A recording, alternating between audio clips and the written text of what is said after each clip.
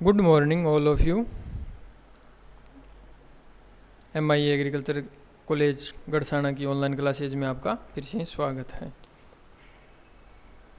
अब इसमें अपन पिछले वीडियो में पढ़ा था भाई गौशाला की सफाई कैसे करते हैं, कौन सा पानी होना चाहिए, उसके बारे में अध्ययन किया था। उससे पहले अपन ने बुल मैनेजमेंट है या जो काऊ है, जो ब्याने वाली काऊ है, उसका किस प्रकार से प्रबंधन करते हैं उनके बारे में सभी में अध्ययन किया था। और उत्पादन के बारे में भी अध्ययन किया था कि कैसे कैसे उत्पादन बढ़ सकता है या जो साफ दूध उत्पादन है वो कैसे हो सकता है। लेकिन उसमें भी एक चीज़ का और ध्यान रखना हमें बहुत ज़रूरी होता है कि जो दुग्धोन की विधियाँ होती हैं या उनके सिद्धांत होते हैं उन पे भी अपन को ध्यान रखना चाहिए। अगर अपन दूध निकालने की अच्छी विधि का उपयोग नहीं कर रहे हैं तो उसका भी नुकसान होता है, क्योंकि जो अंगूठा विधि है तो उनके द्वारा क्या होता है, ज़्यादातर अंगूठा विधि से ही दूध निकाला जाता है।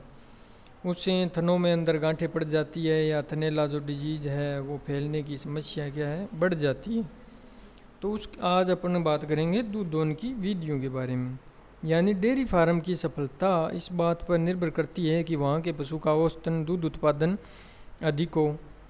तो मतलब जो डेयरी फार्म में अधिक से अधिक दूध उत्पादन होगा वो क्या होगा, सफल डेयरी फार्म होगा। प्रत्येक पशु की दूध उत्पादन क्षमता उसके अपने निजी पैतृक गुणों पर कहीं अधिक निर्भर करती है, परंतु पशुओं का दोहन कार्य एक डेयरी फार्म पर बहुत ही महत्वपूर्ण है। दूध की मात्रा एवं गुण इस बात पर भी निर्भर करती हैं कि किन किन अवस्थाओं में किस प्रकार पशु को दुहा गया है। पशु को हम भले ही अच्छी प्रकार खिलाएं या उचित देख रेख करें जैसा कि होना अनिवार्य है, परंतु दोहन में की गई थोड़ी सी भी अव्यवस्था या लापरवाही एक बड़ी सीमा तक पशु के उत्पादन एवं दूध के गुणों को प्रभावित करती है। यानी ऊपर जो जितने भी अपन ने मैनेजमेंट के बारे में पढ़ा था, जैसे उनकी क्या आहार खिलाना है, उनकी क्या देख रेख करनी है, उनके साथ साथ दूध दोहन की जो विधि है उनकी भी अपन को ध्यान रखना चाहिए, क्योंकि उनमें अव्यवस्था या लापरवाही होने पर बहुत बड़ी समस्या हो जाती है। यानी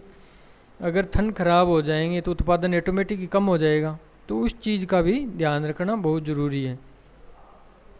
तो दुग्धोन के सिद्धांत यानी प्रिंसिपल ऑफ मिल्किंग के क्या सिद्धांत है, तो किसी भी गाय या पशु समूह से अधिक दूध प्राप्त करने के ध्येय से हमें निम्नलिखित नियमों अथवा सिद्धांतों का ध्यान रखना चाहिए।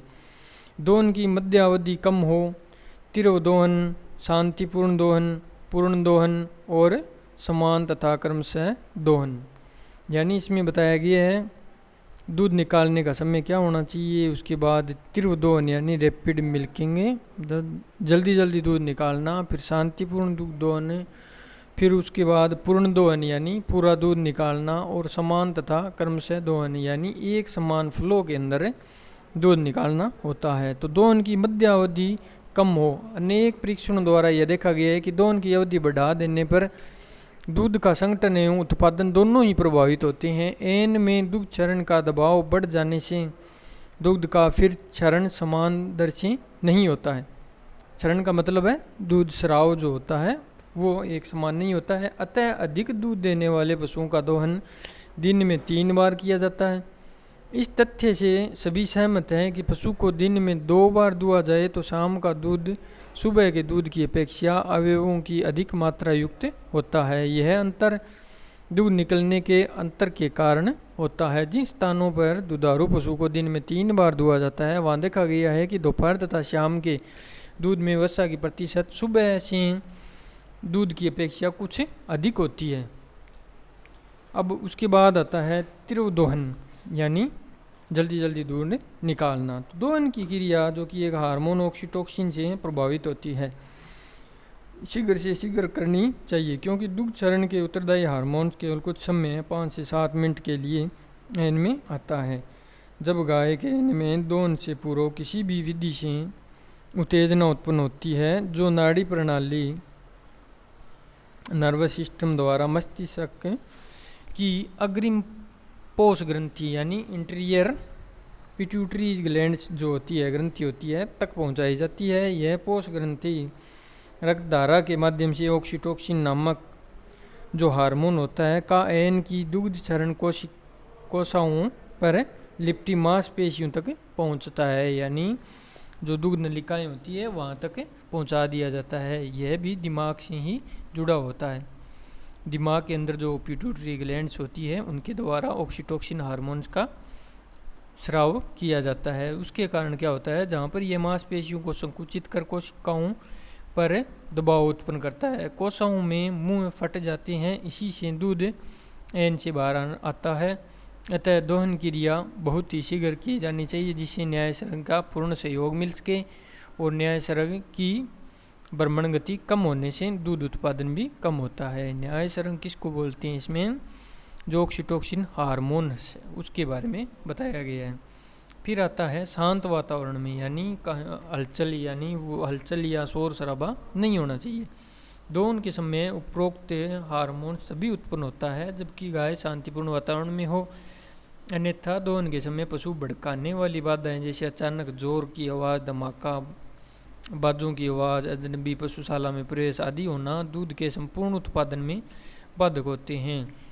जब गाय किसी कारण उत्तेजित या डर जाती है तो ऑक्सीटोसिन जो हार्मोन्स होते हैं उनका आना कम हो जाता है। एड्रेनलिन जो हार्मोन अथवा इपिनेफ्रिन का आना होता है। इसके कारण तथा ऑक्सीटोसिन के अभाव में दुग्ध ग्रंथियों पर दबाव कम हो जाता है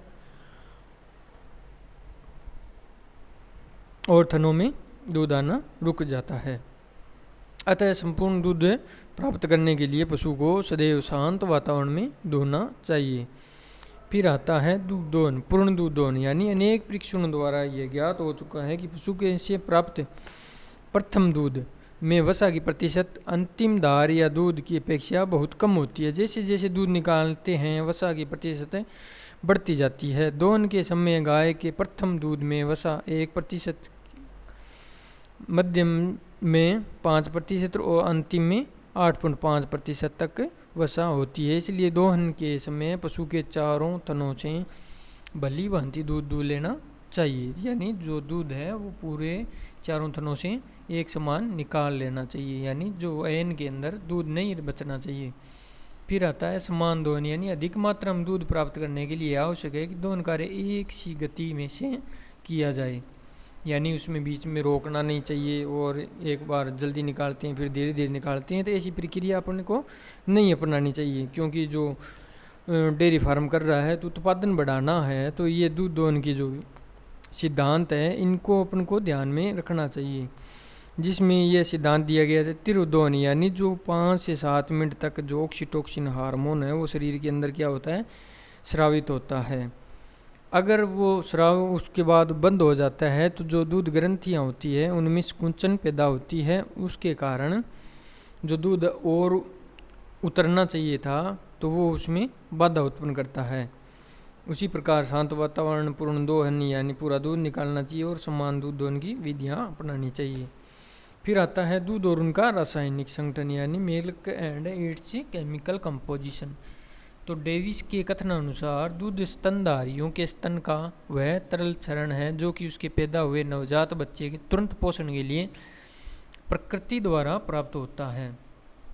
भौतिक रासायनिक दृष्टिकोण है, दूध एक विजातीय तरल पदार्थ है जिसमें प्रोटीन, वसा, शर्करा, खनिज लवण, विटामिन आदि सभी अवयव विलयन यानी विलय के रूप में श्लेषाभ अपकरण तथा प्रतिलंब की किसी न किसी दशा में पानी के स्तृत प्रावस्था में रहते हैं, यानी घुलनशील अवस्था के अंदर रहते हैं। क्या रहते हैं? प्रोटीन, वसा, शर्करा और खनिज लवण विटामिन हैं जो वो एक विलयन के रूप में दूध के अंदर उपस्थित होते हैं।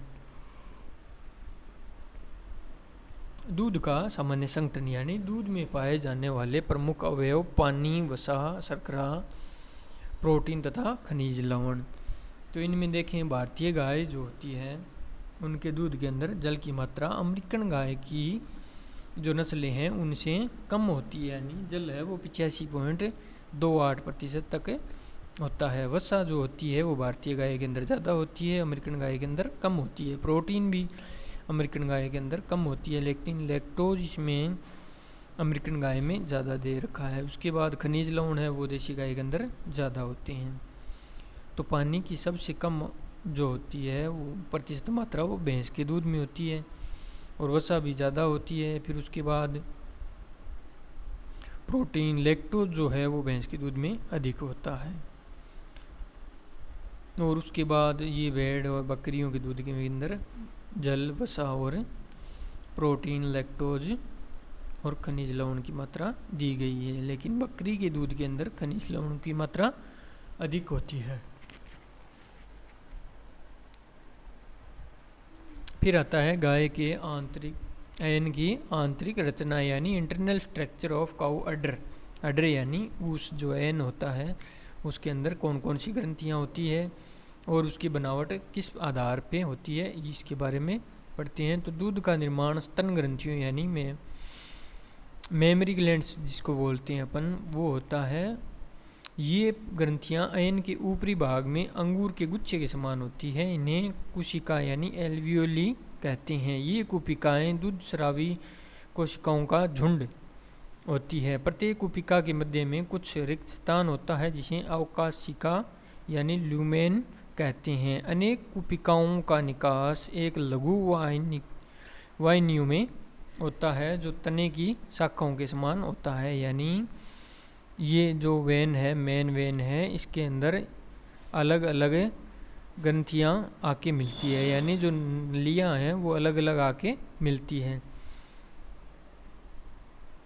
जो अंगूर के समान जो गुच्छियाँ थी, कुपिकाएँ जिसे कोशिका कहते हैं, ये यहाँ से दूध का निर्माण शुरू करती है और ये ग्रंथियों से होते हुए अडर की तरफ पहुँचती है। आपने देखा होगा कि जो अधिक दुधारू गायें होती हैं उनके जो नाड़ियाँ हैं वो स्पष्ट रूप से यानी पेट के ऊपर दिखाई देती है। तो अनेक कुपिकाओं का निकास एक लघु वाहिनियों में होता है जो तने की शाखाओं के समान होता है। ये मिलकर एक पालिका यानी लोब्यूल बनाती है। प्रत्येक जो लोब्यूल्स में एक एक नली निकलती है। इस प्रकार कई लोब्यूल्स मिलकर एक लोब्स बनाते हैं। इनमें भी एक एक नलिका इंटरल लोबर डक्ट निकलती है। प्रत्येक ग्रंथि में लगभग 15 से 50 तक नलिका होती है। ये सभी मिलकर दूध कुंड में यानी मिल्क सिस्टर्न में खुलती है। थन का अंतिम भाग संकरी नलिकाओं के रूप में होता है और ये जिसमें चारों ओर अवरोधनी मांसपेशियां होती है जो दूध के निकास को नियंत्रित करती है। यानी जो नियंत्रण करने वाली भी ग्रंथियाँ होना आवश्यक है, क्योंकि अगर ऊपर से दूध उतर रहा है यानी दूध का स्राव हो रहा है तो वो थनों के अंदर से ऑटोमेटिक निकलना शुरू हो जाएगी। इस कारण क्या होता है, मांसपेशियाँ जो होती हैं वो अवरोधक प्रदान करती है, यानी ऑटोमेटिक जो दूध का नियंत्रण है वो करती है। फिर उसके बाद आता है एन के चारों भाग में उपरोक्त रचना पाई जाती है। एक भाग के नष्ट हो जाने पर अन्य भाग पर प्रभाव नहीं पड़ता है, अर्थात प्रत्येक खंड स्वतंत्र इकाई के रूप में कार्य करता है। दूध का निर्माण दूध स्रावी कोशिकाओं रक्त से अवश्य प्राप्त करती है। दूध दोहन के समय हार्मोन्स के प्रभाव से कुपिका के चारों ओर लिपटी मांसपेशियां दबाव डालती है। दबाव किस कारण आता है, जो ऑक्सीटोसिन जो हार्मोन होता है उसके कारण जो ऑक्सीटोसिन हार्मोन रिलीज होता है तो वो रक्त के द्वारा मांसपेशियों तक पहुंचता है और वो दबाव डालती है, तो जिससे दूध कोशिकाओं के मुँह खुल जाते हैं और दूध पालिका तथा पालील्यूब्स जो होते हैं के मार्ग द्वारा दूध कुंड से होता हुआ थन के रास्ते बाहर आ जाता है। दूध दोहन की विधियाँ, मेथड्स ऑफ मिल्किंग, तो इसमें 2 मेथड्स दिए गए हैं, मशीन द्वारा दूध निकालना और by hand milking.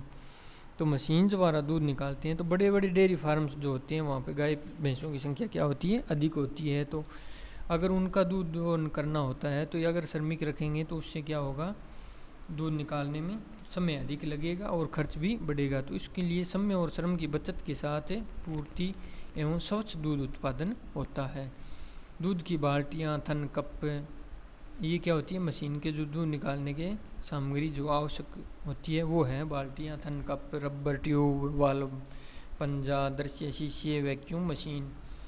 Vacuum machine क्या होती है, इस मशीन में 15 से 20 इंच की वैक्यूम पाइप जो सेंटीमीटर है उसकी पाइप लगी होती है।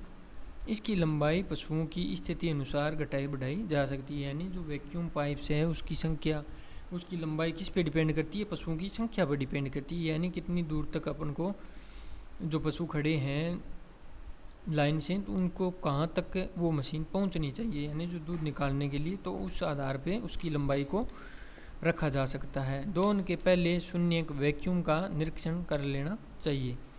फिर आता है पल्सेशन, यानी प्राय पल्सेशन दर प्रति मिनट 45 से 50 होनी चाहिए। कुछ यंत्रों में इनकी दर कम या अधिक की जा सकती है, यानी जो दूध निकालने की जो स्पीड है उसको प्रति मिनट कितना होना चाहिए वो इसमें देखा जाता है।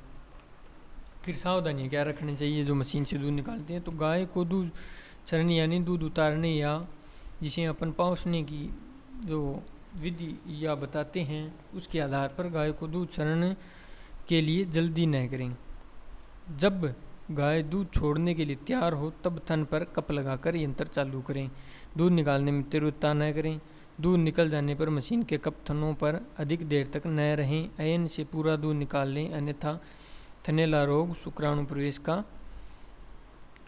डर रहता है। यानी शुक्राणु जो विषाणु है या बैक्टीरिया है उनका प्रवेश न कर सकें। थनों के आकार के अनुसार ही मशीन के कप लगे होने चाहिए।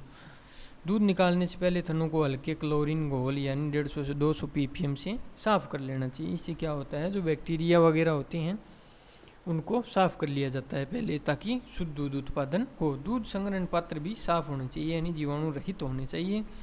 अधिक अवधि तक खुले न रखें, यानी जो यंत्र है या दूध की बाल्टियाँ हैं उनको खुला नहीं छोड़ना चाहिए, क्योंकि मक्खियों या मच्छरों द्वारा क्या हो जाता है, जो बैक्टीरिया फैलाने की जीवाणुओं की क्रियाशीलता को क्या हो जाते हैं, बढ़ा जाते हैं। क्योंकि दूध पे इनकी जो भी जीवाणु है, बैक्टीरिया है, इनकी क्या होती है, ग्रोथ अधिक होती है।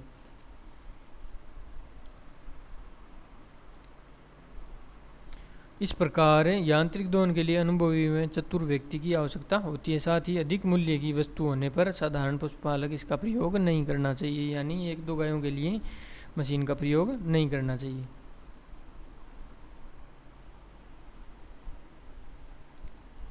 फिर उसके बाद आता है हाथ द्वारा दूध दोहन, यानी दूध निकालना।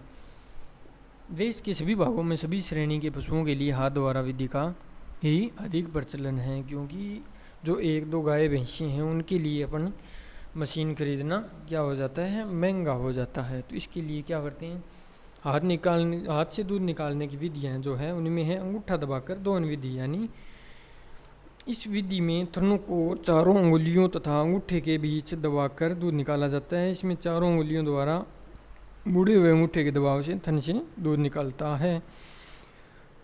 दूध दोहन की यह विधि दोषपूर्ण है, क्योंकि इसमें पूरे थन पर एक समान दबाव नहीं पड़ता है, अतः दूध दोहन कष्टदायक व अपूर्ण होता है। इस विधि में अधिक समय तक क्रमशः प्रयोग से थन में असमानता आने का भय रहता है। इससे तंतुओं पर असामान्य दाब के कारण गांठ पड़ जाती है। तो यह विधि जो दूध दोहन की अंगूठा विधि, यह नुकसानदायक विधि होती है। चुटकी से दूध दोहन, यानी इस विधि में अंगूठे सीधी स्थिति में रखकर तथा पहली 2 उंगलियों के बीच में थन को दबाकर ऊपर नीचे को खिसकाया जाता है।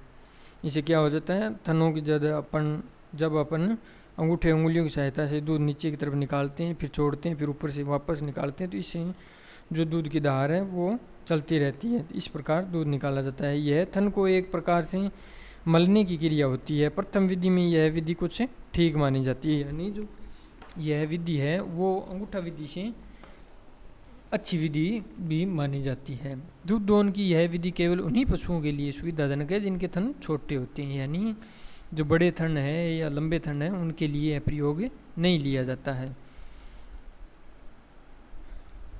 अधिक दूध देने वाले पशुओं की यह विधि असुविधाजनक रहती है, क्योंकि समय अधिक लगता है तथा शक्ति भी अधिक लगती है। प्रथम बार की ब्याई गाय में यह विधि ठीक रहती है, या फिर बकरियों में अधिकतर इसी विधि से दूध दोहन किया जाता है। यानी जो छोटे थन होते हैं उनके लिए यह चुटकी विधि द्वारा दूध निकाला जाता है। फिर आता है पूर्ण दोहन या पूर्ण हस्त दोहन विधि। दूध दोहन की यह विधि अधिक वैज्ञानिक विधि यानी साइंटिफिक मेथड माना गया है। इस विधि में थन को हथेली और चारों उंगलियों के बीच में दबाया जाता है तथा अंगूठे का दबाव अंगुलियों के दबाव के बाद में रहता है। यह विधि पशु के लिए अधिक सुविधाजनक है क्योंकि इसमें थनों का खिंचाव न पड़कर केवल दबाव ही पड़ता है। इसमें दूध दूहने वाले को कुछ अधिक शक्ति का प्रयोग करना पड़ता है, किंतु इस विधि में से पूर्ण दूध उत्पादन प्राप्त किया जाता है। भारत में पशुपालन का कार्य भी कृषि के साथ ही संलग्न है, यानी कृषि के साथ ही जुड़ा हुआ है। अधिक पशु गाँवों में ही पाले जाते हैं, अतः दोहन की जो विधि वर्षों से प्रयोग होती आ रही है वह आजकल भी प्रयोग होती है। गाँव में एवं शहरों दोनों में ही पशुपालक अंगूठा दबाकर दूध दोहन जो विधि है वह अधिक पसंद करते हैं। अतः यह बहुत ही आवश्यक है कि पशुपालक को हर क्षेत्र में अन्य कार्यों के साथ साथ ऐसा वातावरण उत्पन्न किया जाए कि ग्रामीण व एवं नगर के पशुपालक वैज्ञानिक विधियों का अधिक से अधिक प्रयोग करें। इसमें इस प्रकार का वातावरण पैदा करना कृषि के विद्यार्थियों का ही कर्तव्य है, यानी जो कृषि से जुड़े हुए विद्यार्थी है या जो एग्रीकल्चर से जो बीएससी कर रहे हैं उन विद्यार्थियों के का कर्तव्य बनता है कि इस शिक्षा का वास्तविक महत्व होगा और उसे प्रयोगात्मक कार्य की ओर अधिक ध्यान देना होगा। यानी जो एग्रीकल्चर बीएससी एग्रीकल्चर में जो एलपीएम का कोर्स चलता है उसमें जो पशुपालन के बारे में बताया जाता है, तो उसको क्या होता है अपने जीवन में उतारना, अपने क्षेत्र में उनको समझाना में कौन सी विधि अच्छी होती है और किस प्रकार से दूध निकालना चाहिए, किस प्रकार नहीं निकालना चाहिए। तो ये क्या हो गया, एक प्रसार का कार्य हो गया। तो जो एग्रीकल्चर के विद्यार्थी हैं उनका यह कर्तव्य बनता है कि वो उन चीज़ों के बारे में बताएं। तो स्वच्छ दूध उत्पादन यानी क्लीन मिल्क, तो स्वच्छ दूध वह होता है जिसमें विषाणुओं या जीवाणुओं की संख्या बहुत कम अथवा दिखाई देने वाले पदार्थ बिल्कुल उपस्थित न हो, यानी कचरा, मिट्टी या गोबर, इन प्रकार की दूध के अंदर कोई भी उपस्थिति नहीं होनी चाहिए। हमारे देश में जो दूध उत्पन्न किया जाता है वह विषाणुओं की संख्या बहुत अधिक, विषाणु या जीवाणुओं की संख्या अधिक होती है। दूध से शाकाणुओं की अधिक संख्या होने के साधन तथा कारण निम्न प्रकार से होते हैं। छोटे बच्चों को गाय के नीचे दूध चूसने के लिए छोड़ा जाता है, यानी जो छोटे बच्चे हैं उनके मुंह द्वारा भी जो जीवाणु है वो थनों के लग जाते हैं और वो दूध के साथ मिलकर दूध को गंदा कर देते हैं। तो शहरों में गंदे स्थानों या गंदी नलियों के समीप पशुओं को धोया जाता है। दूध निकालते समय गंदे बर्तनों का प्रयोग किया जाता है तथा पशुओं के एन व फ्लैक्स को ठीक प्रकार से धोया नहीं जाता है, तो उसके कारण स्वच्छ दूध उत्पादन नहीं हो पाता है। दूध निकालने वाले के कपड़े साफ नहीं होते हैं तथा उनके अस्वस्थकर आदतों के कारण भी दूध दूषित हो जाता है।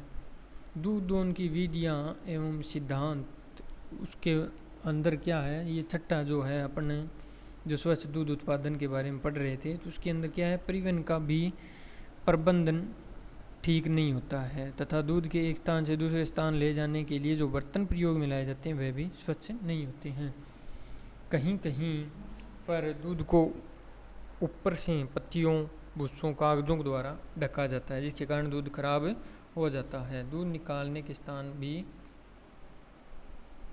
फिर आता है, दूध निकालने के स्थान भी साफ नहीं होते हैं। देश की जलवायु गर्म होने के कारण दूध में उपस्थित जो शाकाणुओं की वृद्धि बहुत शीघ्रता से होती है जिसके कारण दूध अधिक समय तक नहीं रखा जा सकता है। यानी गर्म जलवायु के कारण दूध में जब गर्म टेम्परेचर ज़्यादा होगा तो जो इनमें जो बैक्टीरिया होते हैं जो दूध को दही में कन्वर्ट करने वाले या दूध को जो फट जाता है गर्म करने पर तुरंत बाद, क्योंकि उसमें जो अम्लता है वो बढ़ जाती है, उसके कारण दूध क्या हो जाता है, खट्टा हो जाता है और गर्म करने पर फट जाता है।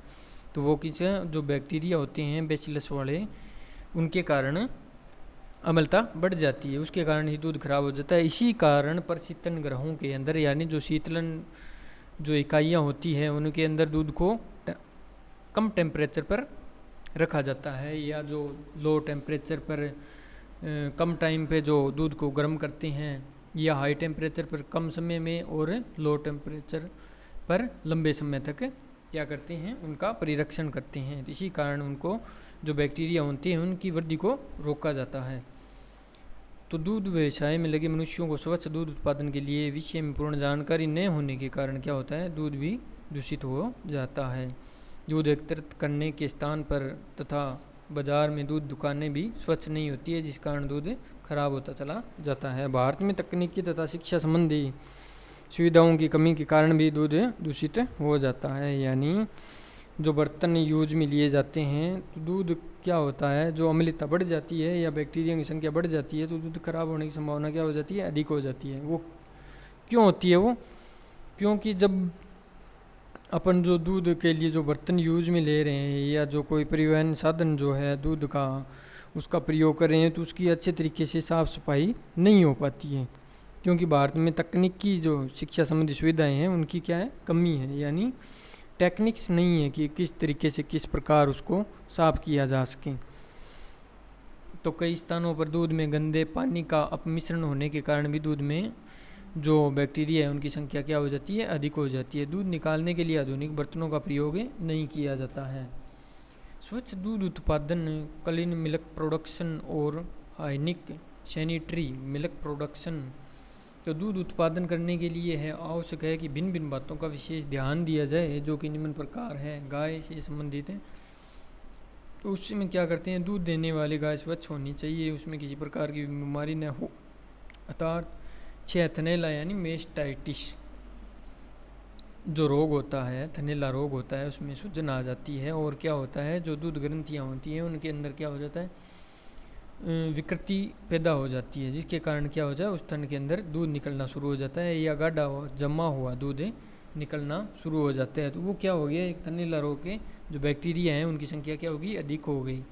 अब उन जो थनैला ग्रसित जो गाय है, दूध है, उसके जो जीवाणु थे वो अगर बर्तनों को साफ़ सफाई से ढंग से नहीं रखा गया है, दूधशाला जो या जो पशुपालक या डेयरी फार्म है या जो गौशाला है उसमें अगर सफाई नहीं होती है तो वो थनैला रोग की जो फैलने की जो बीमारी होती है वो अधिक बढ़ जाती है। क्यों? क्योंकि जिस गाय का दूध उस ग्वाले ने निकाला है, जिसके थनैला रोग है, वही उन्हीं हाथों से अगर दूसरी गाय का दूध निकालता है तो वे बैक्टीरिया उनके थन के चिपक जाती हैं और वहाँ से ग्रोथ करके वो थन के अंदर प्रवेश कर जाते हैं और इस प्रकार थनैला रोग है जो बढ़ता चला जाता है। क्योंकि इन बीमारियों के जो बैक्टीरिया द्वारा होते हैं वो मनुष्य में रोग फैलाते हैं। इन गायों की जांच समय समय पर डॉक्टरों से कराते रहना चाहिए। गाय के दूध निकालने से पहले उसके शरीर की सफाई अच्छी प्रकार से करनी चाहिए। मुख्यतः गाय के जांघों, ऐन, थन, पूंछ व पेट के निचले भागों को अच्छी तरह साफ करना चाहिए ताकि दूध निकालते समय मिट्टी अथवा गोबर के द्वारा दूध दूषित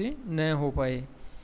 यदि किसी थन में कोई बीमारी है तो उसे दूध नहीं निकालना चाहिए या फिर अलग बर्तन में निकालना चाहिए। दूध निकालने से पहले पशु के पूर्ण शरीर को ब्रश की सहायता से अच्छी प्रकार साफ कर लेना चाहिए। फिर बांधने यानी पशु बांधने के स्थान से संबंधित क्या क्या सावधानियां रखनी चाहिए उसके बारे में। जहाँ पर पशु बांधे जाएं वहाँ पर जल का निकास ठीक तरह से होना चाहिए तथा जल व मूत्र आदि को एक स्थान पर एकत्रित नहीं होने देना चाहिए। पशु को बांधने खड़े होने के लिए उचित स्थान होना चाहिए। हवा के आने जाने का साधन भी ठीक प्रकार से होना चाहिए, यानी रोशनदान होने चाहिए और अधिक मात्रा में हवा आनी चाहिए। तो इससे क्या हो जाता है, जो पशु बांधते हैं वहाँ पे साफ़ सुथरी जगह होगी तो वहाँ पे बैक्टीरिया क्या होंगे, ग्रोथ नहीं कर पाएंगे। फिर उसके बाद दूध निकालने से पहले पशुओं को गोबर को हटा देना चाहिए और पशु के चारों ओर स्थान साफ कर लेना चाहिए। यानी जब दूध निकालने जाती हैं तो अपन को क्या करते हैं, ब्रश से साफ़ करना है, उनके जो ऐन है, थन है, उनको साफ़ करना है। फिर उसके बाद दूध निकालने की प्रक्रिया शुरू करनी चाहिए। तो फिर उसके बाद आता है पशुओं के लिए जिन बिछोने का प्रबंध किया जाए वह साफ़ सुथरा होना चाहिए। यानी जो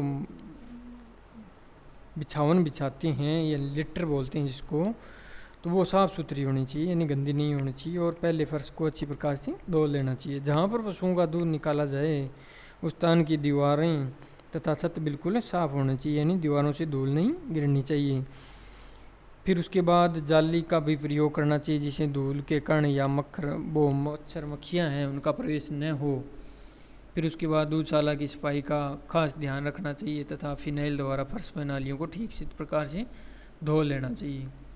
दूध दूहने वाले से संबंधित पद यानी स्टेप कॉन्टेक्टेड विथ मिल्कर, यानी जो दूध दूहने वाला जो ग्वाला होता है उसके लिए क्या क्या सावधानियां रखनी चाहिए उसके बारे में देखते हैं।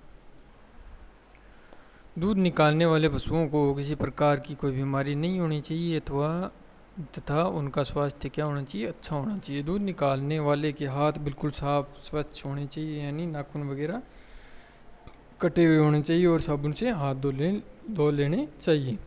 दूध दोहने वाले जो ग्वाला होता है उसके वस्त्र बिल्कुल साफ़ होने चाहिए। दूध निकालते समय उनके सिर पर टोपी होनी चाहिए, यानी जो बाल या सिर पे कुछ कचरा या कोई मिट्टी वगैरह हो तो वो दूध के अंदर न डले। उसके नाखून ठीक प्रकार से कटे हुए होने चाहिए ताकि किसी प्रकार की गंदगी दूध में प्रवेश न कर पाए।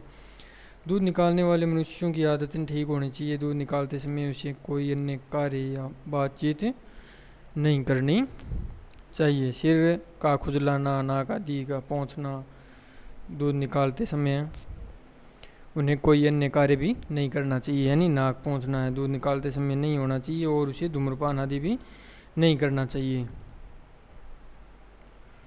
दूध दूहने वाले बर्तनों की बनावट से संबंधी क्या क्या सावधानियां रखनी चाहिए उसके बारे में ध्यान करते हैं। दूध निकालने समय मिट्टी तथा धूल के कण गाय के शरीर पर दूध में चले जाते हैं, तो इस प्रकार उनका सफाई पहले कर लेनी चाहिए। फिर उसके बाद जैसे बाल्टियाँ मिट्टी के बने बर्तन हैं, इनके मुख ऊपर से चौड़े होने चाहिए तथा धूल के कण आदि बड़ी सुविधा से दूध में चले जाते हैं, यानी उनके मुँह ज़्यादा जितने खुले होंगे उनसे धूल मिट्टी कण ज़्यादा प्रवेश करेंगे। तो इस कारण क्या हो जाते हैं, जो बंद या खुले मुंह बाल्टी जो होती है वो एक समान होनी चाहिए, यानी ज़्यादा खुले हुए बर्तन नहीं होने चाहिए, यानी कम खुले वाले बर्तन में दूध निकालना चाहिए।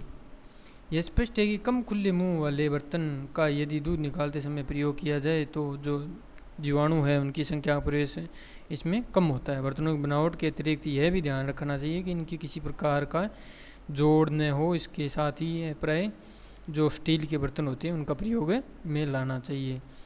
दूध अभिलेखन गृह संबंधी, यानी जो दूध का रिकॉर्ड रखते हैं, मिल्किंग रिकॉर्ड है, रिकॉर्डिंग रूम है, तो उसमें क्या सावधानी रखनी चाहिए। दूध निकालने के पश्चात इसका लेखन करने के लिए दूध गृह में ले जाते हैं। यह दूध गृह दूध निकालने वाले स्थान से अलग होना चाहिए। इसमें पानी का निकास, रोशनी सुविधा अच्छी होनी चाहिए और इसकी दीवारें तथा छत भी स्वच्छ होनी चाहिए।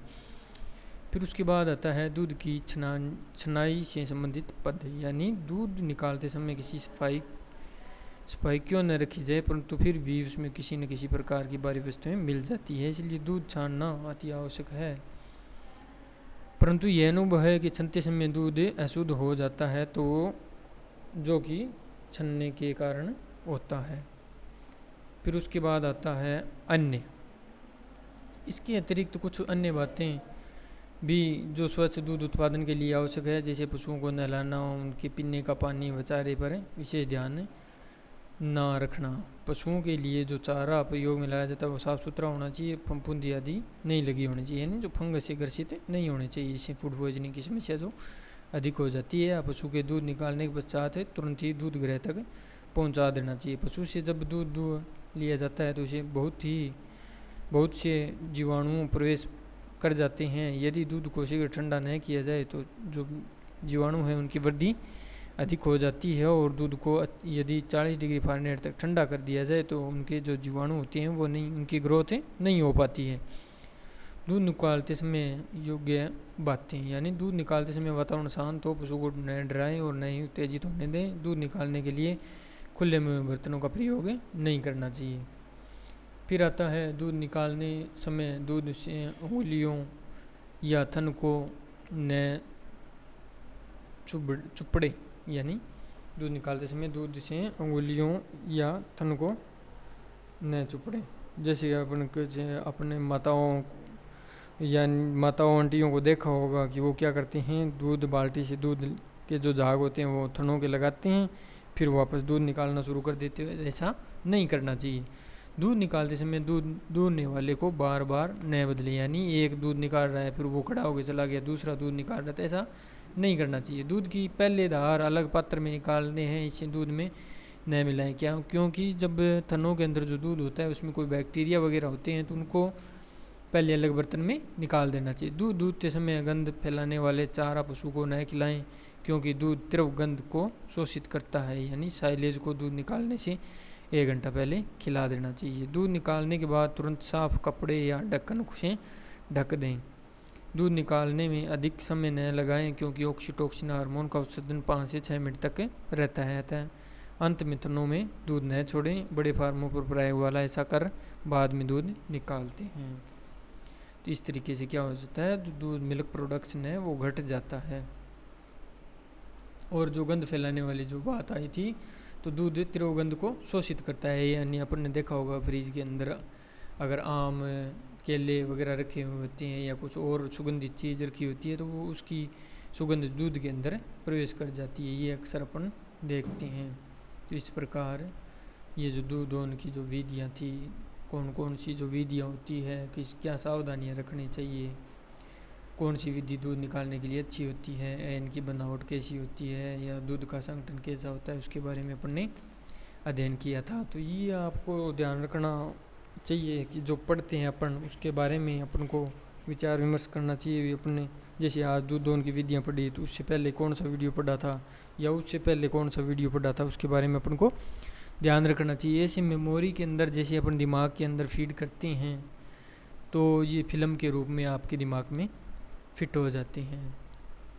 भाई रिवीजन करना बहुत ज़रूरी है। जैसे अपन ने पढ़ लिया, तो उसके बाद मैनेजमेंट के अंदर अपन ने क्या देखा था, देख रेख के अंदर क्या करना है, या जो प्रजनक सांड है उसकी देख रेख कैसे करनी है, सींग रोधन कैसे करते हैं अपन, बंदियाकरण कैसे करते हैं, तो इनके बारे में अपन दिमाग में रिवाइज करेंगे तो अपन को ज़्यादा अच्छे तरीके से याद होगा। इसके लिए अपन को ध्यान रखना चाहिए और रिवीजन करते रहना चाहिए। धन्यवाद। तो ये दूध निकालने की जो विधि है, इनका टॉपिक क्या हो गया, कंप्लीट हो गया।